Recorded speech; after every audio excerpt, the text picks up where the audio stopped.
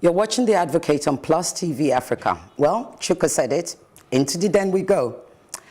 The Independent National Electoral Commission we know today was set up in 1998, although the history of electoral commissions in our democracy dates back to 1959. So technically, INEC is a millennial organization. Yet, at only 21 years old, INEC has neither demonstrated anything but a millennial culture, vision, or practice. Moving away from its history of varying controversies, today I wish to focus on its future, which of course impacts future decisions, by extension, our voting power. I write this on Monday, 25th of February at 5:48 p.m. Nigeria time. Like the rest of the country, I've waited patiently for this moment when INEC would officially announce the decision results. It's now 6 hours after the official start time, but INEC has only released results for 6 out of the 36 states.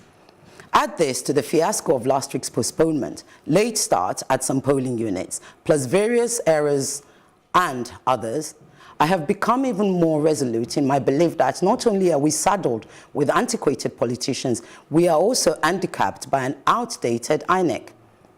As an experienced project management professional, I present to you that the only route to arriving at a solution of an efficient, effective, productive, and nimble INEC is to overhaul its present personnel with private sector trained project managers, logistics professionals, and security experts. The outcome of which would lead to remarkable improvements, not least little to no disruption, a lower budget, a stronger and more trusted election and collating process. Yeah, I guess it's the same argument that people have for why do we have such a centralized, government system, federal, rather than, state. So I totally agree with you. I really think it's about time we do exactly what you proposed. I mean, INEC completely, right now, is completely antiquated. Let's just use your word. Everything looks so crude. It did. That Saturday, every single thing looked so crude. Even the so-called card reader, which was the height of the technology, was the worst aspect of it all. Put one finger, put the second, put the third. I did all 10 fingers. And it still None didn't of them read worked. it. No, it Wow. didn't. You needed an 11th. Yeah, it was crazy. So I'm with you, Ireti. I have no argument here. Yes, it's about time. Yeah, I'm with her. The only thing I would ask is, since it seems like it's not rocket science, and clearly we're thinking people, at least you'd hope, why are people not pushing that agenda? So why is it that nobody is effecting it? Why are we waiting for Ireti to do this presentation? I want to disagree with the private sector training aspect of it. Okay, why? It has nothing to do with private sector training or public sector training. First and foremost, we need to understand that our politicians see elections and political parties as SPVs to achieving power. And the way and manner they achieve this power is usually not fair. They don't want a fair process, because if the process is fair, it gives the voters more power. Of course. And so the more they take out power from you, the better. And so if they allow this electronic processes, it will donate more powers to you. So they will tell you, even people in INEC will tell you, it is not lack of ideas that is their problem, but it is control. A situation where a president who is part of a process still tells you, we have to investigate the INEC chairman after this process. So that means it's just independent on paper. Let me also tell you that the resident electoral commissioner in Katsina tracked all the vehicles that were distributing materials and returning materials. That's, his own innovative idea. Some of them at various state level are resident electoral commissioners that have been in private sector all their lives also until they were nominated, to head this organization. But when government gives you an independent body and then still retain control over some various things, even when funds, at what point were funds released to procure some of these things? So if I get you right, you're not saying that it's not a good idea to have private sector trained. You're just saying that it's not likely to happen.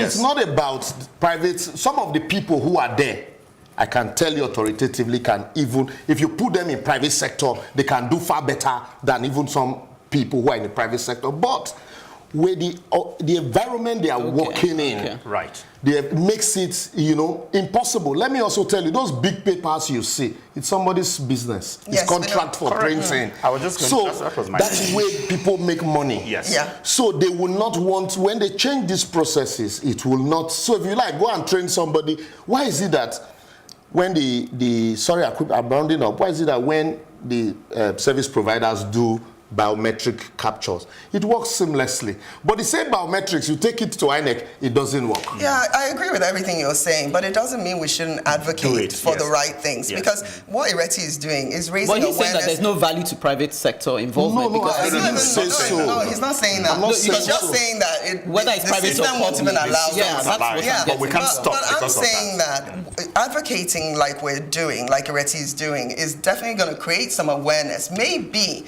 we as a people can then put pressure on some of these things being implemented. Because if we continue to say, everything you were saying, I could have already given you that argument as well, that yes, so it's somebody's business, all that. We saw how much paper Correct. I in thought of that. it's like saying society. we want light, but the people who are selling are we to just generators stop let us have light. Uche, that's what I'm saying. What I am saying is the areas we should focus on.